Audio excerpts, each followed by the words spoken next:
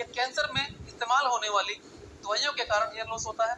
तो आज हम चर्चा करेंगे इसी विषय पर, कैंसर के अंदर हेयर लॉस क्यों होता है, क्या कैंसर में इस्तेमाल होने वाली कीमोथेरेपी और रेडियोथेरेपी हेयर लॉस की कारक होती है।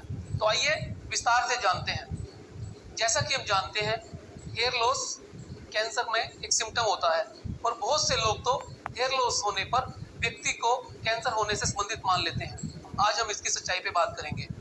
होता क्या है, जब व्यक्ति को कैंसर होता है तो कैंसर के अंदर 3 तरह की चिकित्सा पद्धति काम करती हैं। पहली कीमोथेरेपी, दूसरी रेडियोथेरेपी और तीसरी सर्जरी। कीमोथेरेपी जो कैंसर की एबनॉर्मल रूप से बढ़ रही कोशिकाओं को बढ़ने से रोकती हैं।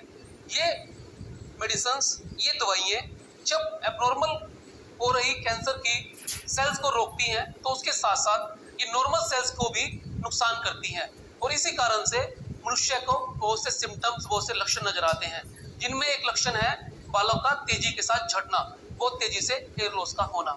कैंसर की मेडिसिन कीमोथेरेपी के अंदर जो इस्तेमाल की जाती है वो बहुत ही पोटेंट होती है और उसकी वजह से हेयर फॉलिकल्स डैमेज हो जाते हैं। प्रश्न ये उठता है कि कीमोथेरेपी के कितने दिन बाद हेयर लॉस होना शुरू होता है। मैं आपकी जानकारी के लिए बताना चाहूँगा कि जैसे ही कैंसर की दवाई शुरू होती है 2 से 4 हफ्ते के बीच में मनुष्य के बाल जाने शुरू हो जाते हैं। या तो वो थिन होते हैं या कलम के रूप में, गुच्छों के रूप में पूरे के पूरे निकलने शुरू हो जाते हैं और जल्द ही मनुष्य को बाल्डनेस का सामना करना पड़ सकता है। अब प्रश्न ये है कि क्या कैंसर में कीमोथेरेपी के बाद जाने वाले बाल दोबारा वापस आते हैं या नहीं आते हैं। जब तक मनुष्य का ट्रीटमेंट चलता है, यानी कीमोथेरेपी चलती है, मनुष्य बाल्डनेस की स्टेज में रहता है, यानी मनुष्य के सिर पे या बाकी सारे शरीर पे बालों की संख्या नगण्य हो सकती है।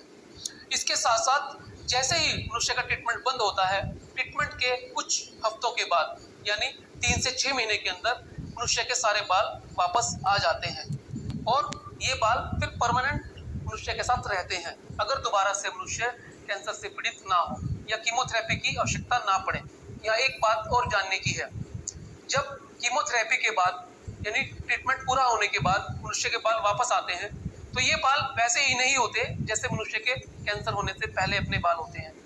ये बाल थिन हो सकते हैं, कर्ली हो सकते हैं, नॉन पिगमेंटेड या ग्रे हो सकते हैं। इसका कारण ये है कि जब ये बाल आते हैं, पिगमेंट बनाने वाली कोशिकाएं यानी बालों को कलर देने वाली कोशिकाएं डीएक्टिवेट हो जाती हैं और जब तक ये एक्टिवेट नहीं होती तब तक मनुष्य के बाल ग्रे रहते हैं और थिन रहते हैं।